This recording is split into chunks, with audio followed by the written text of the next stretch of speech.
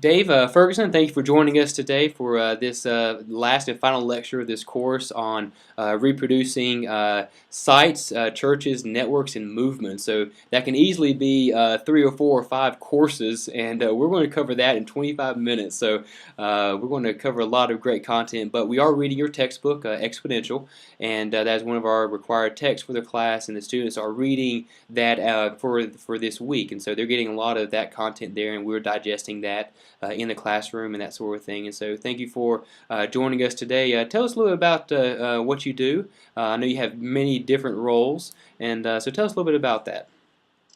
I probably think of my role in probably 3 or 4 different kind of circles. One is I'm a lead pastor at Community Christian, and I can give you a little bit about how that church got started, but we planted that church. And then in addition to that, we have a church planting network called NewThing. It's now a global network of reproducing churches. And then on top of that, I also am the president of the Exponential Conference, which is now the largest church planting conference, at least anywhere on this side of the world. Yeah. And then I do some writing and speaking in addition to that. Excellent. But almost everything focuses around multiplication and movement making and those kind of themes. Excellent. Yeah, Exponential, we plan to be there with some other friends of mine. We plan to be there in the East Exponential this coming, I think, April. We plan to be down there and helping with the booth and table, that sort of thing. And so we look forward to connecting there, and definitely appreciate all you do. Tell us a little bit about, before we kind of jump in, tell us a little bit about NewThing. About some of the networking, even maybe how some of our students could even be a part of some of the internships or different trainings that you folks do.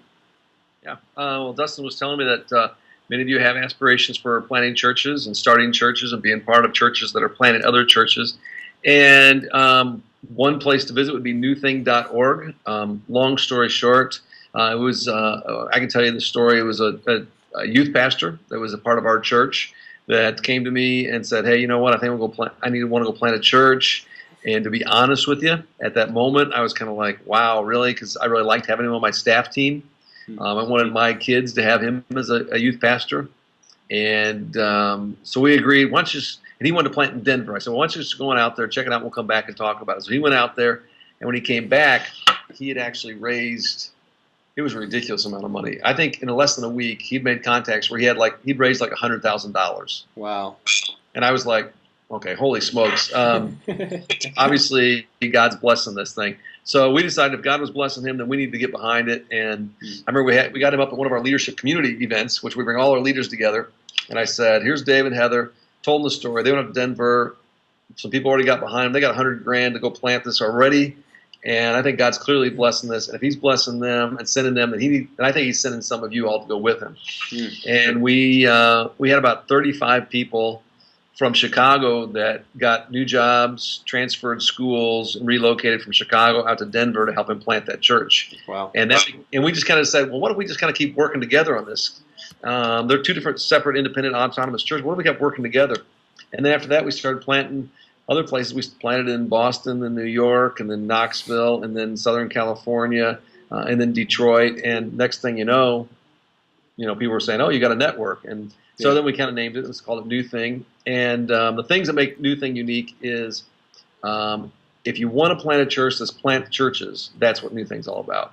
If you don't want to reproduce, if you're not about multiplying, then you don't want to be a part of NewThing, because we'll be obnoxious about that. I think that's great, and I definitely respect your organization. I became familiar with it about 4 or 5 years ago through my master's study. I read Exponential right after it actually came out in print, and I got very excited about the idea of planting churches that plant churches. I grew up in a church environment that was very much competitive, and so if we planted the church, they might just steal all of our people, so why do that? And so that was kind of my church background, but man, we have the numbers of people who don't know Christ just in North America alone is staggering, and how can we not think about reproducing churches? And so just want to thank you for the work you do with Exponential, NewThing, and then there at your church for being willing to send and to train others through writing, through seminars, conferences, and that sort of thing.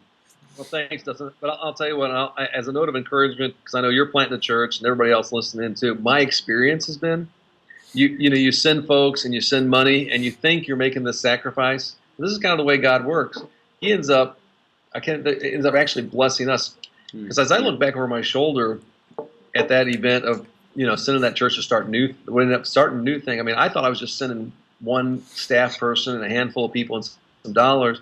And what God does in return is He says, "Oh, guess what? I'm going to birth a whole network that now is, there's probably 450 churches in the NewThing family, Wow. and we're all around the world. And so it's kind of like you do that one little thing, and look what God does back. Yeah. And so it's kind of like we know this from other areas of generosity. You cannot give God. Yeah. That's amazing. I definitely appreciate what you folks do in encouraging this, and I'm excited about the future of the Great Commission in North America and across the globe. I mean, we're seeing.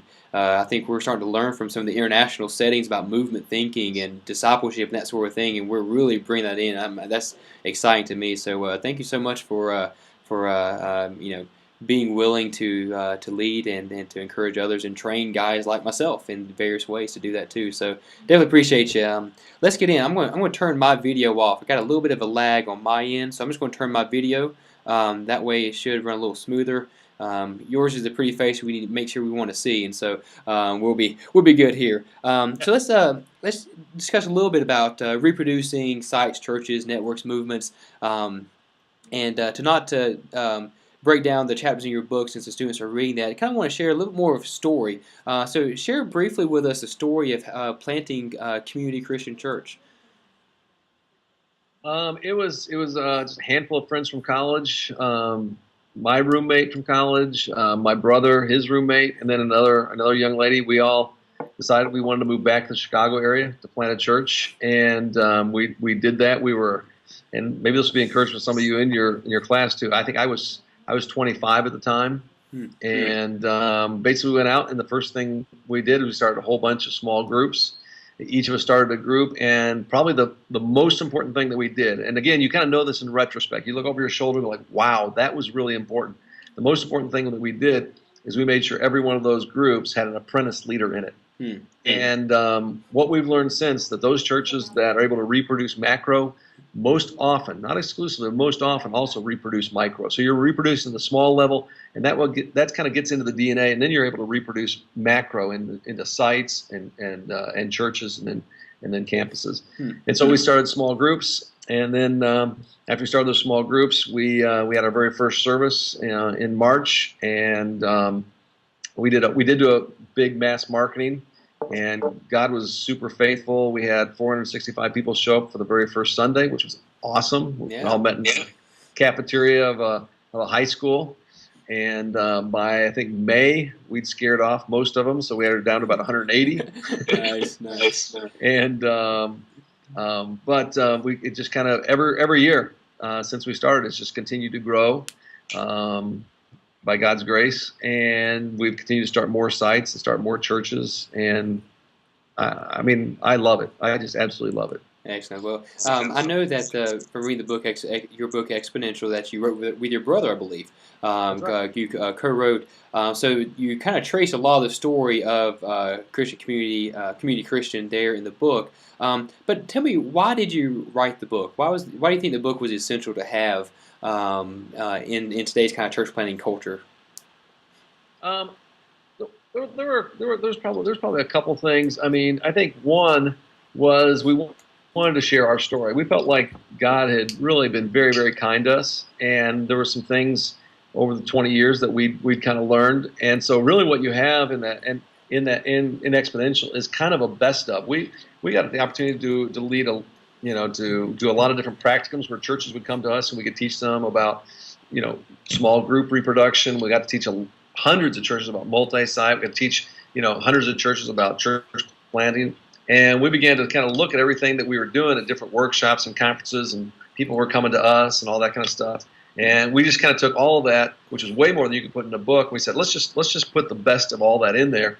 And the best of all that kind of ended up telling our story over the course of 20 years of how, a handful of friends started groups. Those groups eventually became a church. That church ended up having multiple services and then multiple sites, and then began to start other churches, and then began to start networks of churches, and then movements of networks of reproducing churches. Wow. And so we wanted to tell the story, but my favorite part, I think, I love the subtitle, I guess. I really like the way we put the subtitle, and the subtitle is How You and Your Friends Can Start a Missional Church Movement.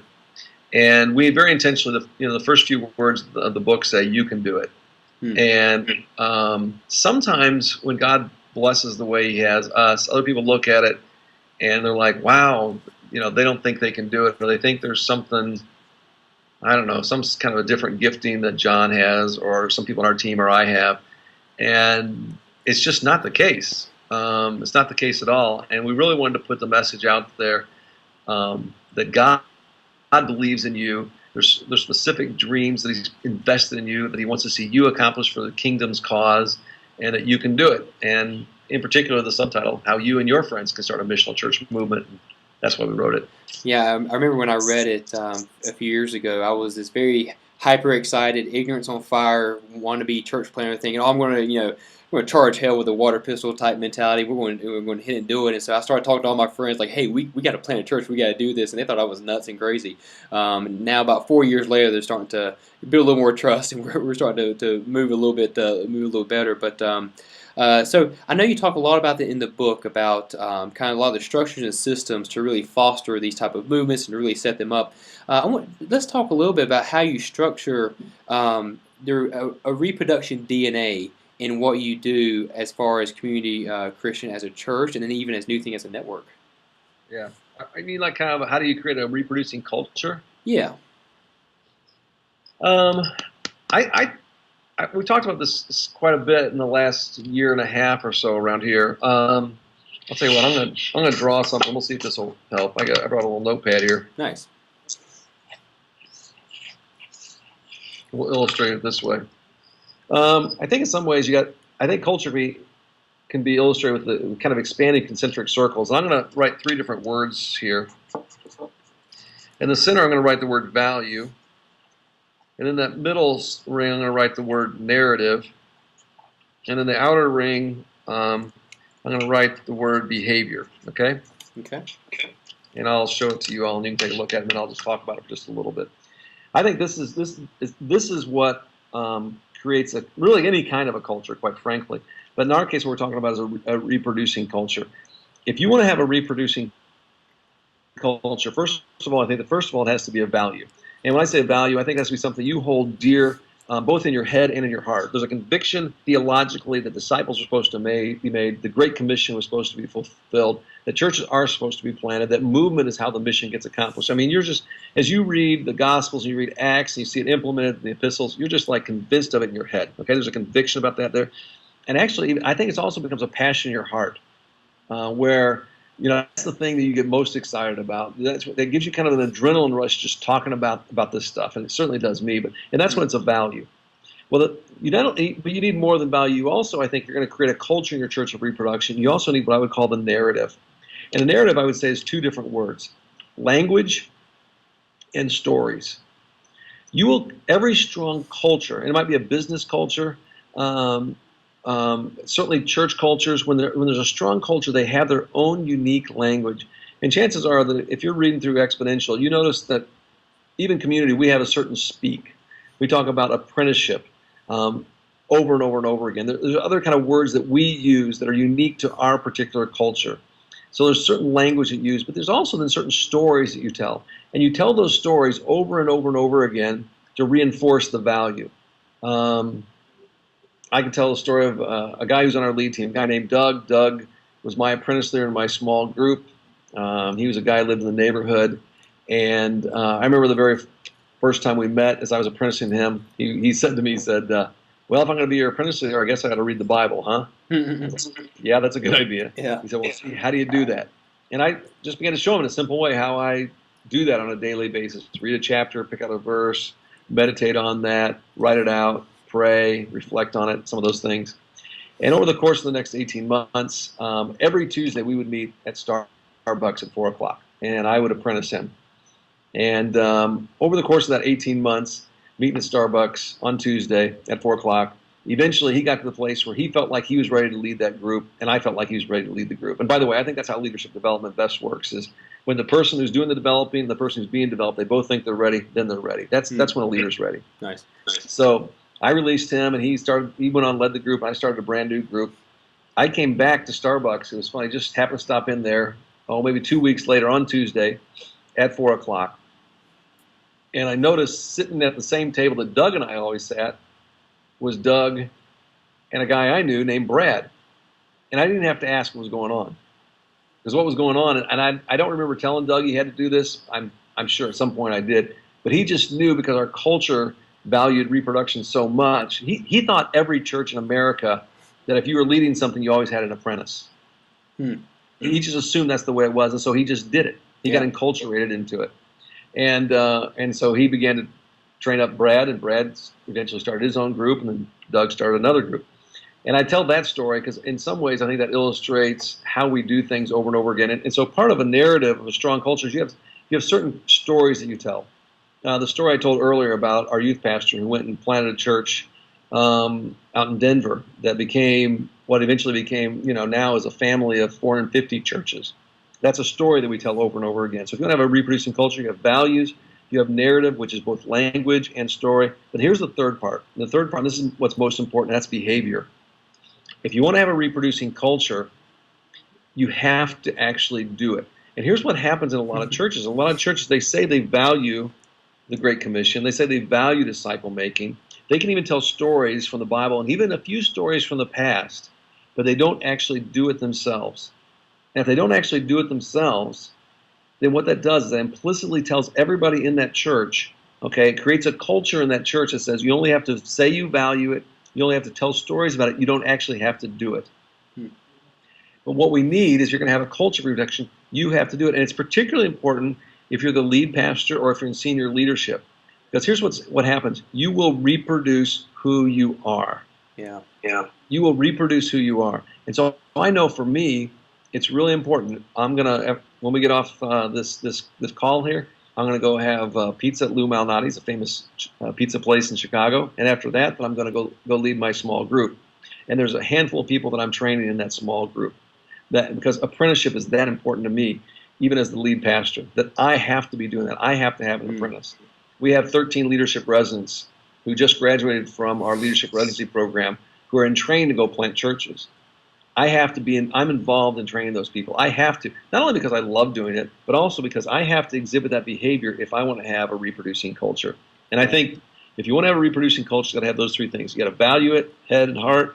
You also have the narrative, which is about story and language, but then behavior. You actually have to do it yourself. And if you do that, you create a culture that when other people come into that culture, just like my friend Doug, they think that's normal. They think reproducing is normal because it is in that context. They get almost socialized into it. All right? So that's a little more than you wanted, but there you go. No, that's excellent. And really it bleeds into no matter what you're reproducing, whether it's another small group, another site, another church, a network, it's really a foundational DNA.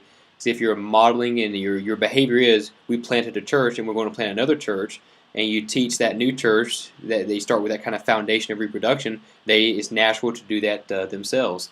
And so it really bleeds through anything you want to multiply, all the way from another leader for another small group, your apprentice, all the way through a network director, so to speak. And so that's excellent. Well, I want to take the last few minutes and really, because we have several students in the program who are local pastors right now of churches of all shapes and sizes and ages, and traditional, contemporary, very different ones. What advice would you give a pastor of a church that hasn't reproduced? They're non-reproductive.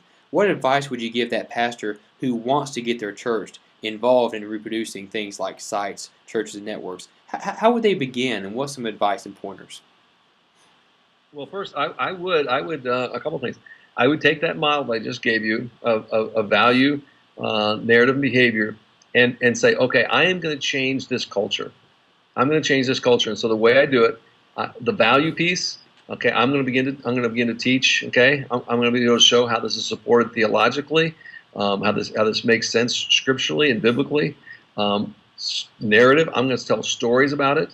I'm going to be able to create language that reinforces this. And then here's the most important part, because I think if you're the lead pastor, if you're the church planner, if you're in senior leadership, you are a culture creator. And if you do it, okay, if you do it, other people will. Again, like we said before, you'll reproduce who you are. And I would, particularly the behavior piece, now I'll get real practical, the behavior piece, I would start at two different points. I would start on the micro and I'd start on the macro. And on the micro, I would apprentice somebody to be a small group leader. and then I would work those stories into my messages every week. Okay, about I'm having one-on-ones with this person. You know why? Because he's my apprentice leader, and pretty soon I'm going to go start a new group, and he's going to take over that group, or that person's going to start a new group, and I'm going to keep that group, because that's how you reproduce groups. I would integrate that into my teaching. Okay, value, right, narrative, behavior. But so on the micro, I would have an apprentice leader of a small group. On the macro, I would find a way to bring somebody else in at all times, at least one person that I'm training to go plant a church. Now, you may have a small church, and you're like, how do we do that? Even if you're in a small church, and if you're in a brand new church, better yet, people ought to, a church planner ought to actually pay you for the experience of getting to hang out with you. Because, basically they get to learn from you for free. Yeah. So I wouldn't necessarily, I would find a way to have a leadership resident. You may not have a lot of money you can give them when they go plant, but that's still okay. The experience that you can give them by letting them be a part of what you're doing will help them immensely, especially if you have the value of reproducing, because you'll begin to, I think, infect them with it as well. So I would find a way to have an apprentice in a small group, but also an apprentice as a leadership resident, someone I'm training to go plant a brand new church. If you do those two things, that just sends a profound message to the rest of the church. I'd add a third thing. A third thing I would do, besides apprenticing small group leader and also apprenticing a leadership resident, someone to plant a church. This will sound like a shameless plug, but I would hook up with some group like NewThing. I would want to get with another network that values the things that I value. One of the things that we do in NewThing is we ask every one of our church planners to have what we call an MRP. And basically every year they fill out an MRP, and an MRP just stands for My Reproducing Plan. It's a simple one-page document, and they fill it out and they turn it in. And basically what we do at NewThing is we try to help them achieve the goal that they put on that one-page document. And it just kind of helps. It just kind of holds them accountable. It gives them the coaching to become what they want. They say they want to be. So, I would try to hook up with some people like that are kind of helping me and coaching me and encouraging me and reminding me, oh yeah, that's what I want to do. That's what I want to be. That's excellent. One thing that we're doing here in Winston-Salem, we've got a group led by my pastor mentor, Will Plitt, part of the Christ Together network. Where we're not a church planting network, but we do partner with a lot and actually help plant. But we're more about bringing churches and pastors together to the table to collaborate on city ministry and city engagement, which usually leads to multiplying churches. And we're actually helping two guys come in to plant. Actually, one come to revitalize, one to come in and plant. But we're also inviting and forming some relationship with existing churches and their pastors who have been declining and have been struggling. We're trying to see how we can help them infuse some different kind of thinking, some new ways of doing it. So really just that simple thing of getting them to the table and getting them around guys who are already reproducing. I think that's another key thing is very much what you're discussing, of just kind of getting around those guys. Dustin, I think you're right. Because when I was talking about NewThing, but what you're talking about also, that's the exact same thing. In the last 3 months, I was in Raleigh, North Carolina, with a group of about 40 church planters, and they're doing this. It actually is a NewThing. These are probably NewThing networks, but it's the same expression. They're coming together to figure out how can we plant more churches across the city. And then I was in Kansas City, and they probably had 45 or 50 church planters that were there, and they meet every month, and around the same kind of conversation. And they actually have a dream for planting 100 churches over the next 10 years. Wow. And then lastly, 2 weeks ago, I was in Washington, D.C., and they're doing the same kind of thing. And it's just been awesome. Wow. So I agree. Well, that's so cool to see that happening across so many cities, small cities and large cities across, especially North America, where we are the third largest mission field, and we have neglected and we haven't reproduced, and it's time to get busy. And so, Dave, thank you so much for joining us today. This has been beneficial. I was telling you at the beginning that every time we bring in one of our, I would say, the experts, the guys who have been doing it, I always learn something. I always take notes. I'll go back and watch these later, and I take notes along with my students to implement these. And so thanks for helping us kind of understand a little bit how to lay that kind of foundation for reproduction. Because it's not just about reproducing another church to say you've done it. It's not about having multiple sites so that you can be the church known as the one that has 10 campuses. That's not what it's about. It's about lost people coming to Christ, lives changed. That's what we're all about. And the structures and systems that are laid out in your book and how I have found that extremely beneficial in my own ministry. Even as a youth pastor, I was trying to implement some of these as a youth pastor, where we were raising up apprentice teens to actually lead their. We had high schoolers leading middle schoolers in Bible studies, and we just kind of built that out that way, and so forth. And so I can't thank you enough. You've been a blessing to me personally, even though this is the first time we've met. And I want to just say thanks and appreciate your time today. Well, thank you, Dustin. Anytime I can help, both in the classroom or with your church plant, let me know. Excellent, excellent. Well, thank you for your time. All right.